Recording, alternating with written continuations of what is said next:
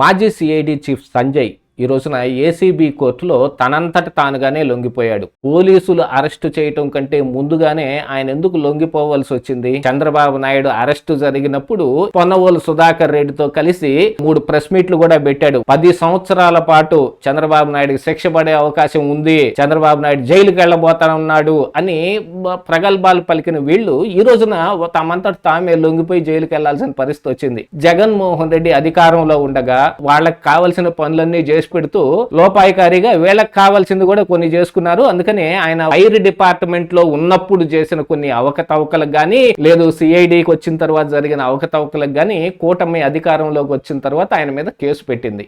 ఆ కేసుల్లో ఆయనకి ఏపీ హైకోర్టులో ముందస్తు బెయిల్ వచ్చినప్పటికీ గాను సుప్రీంకోర్టులో అది తిరస్కరించబడింది. 3 వారాలలోగా లొంగిపోమ్మని ఆదేశాలు కూడా ఇచ్చింది. ఈ రోజున లొంగిపోయాడు. తనంతట తాను లొంగిపోవటానికి వెనకున్న ఉద్దేశాలను ఆయన ఈ లొంగిపోవటంతో పాటుగా తనకు మధ్యంతర బెయిల్ గ్రాంట్ చేయాలని ఏసీబీ కోర్టులో ఒక పిటిషన్ కూడా వేసినట్టుగా కూడా తెలియవస్తోంది. తనంతట తానుగా లొంగిపోతే బెయిల్స్ రావడానికి సుగమంగా ఉంటుంది.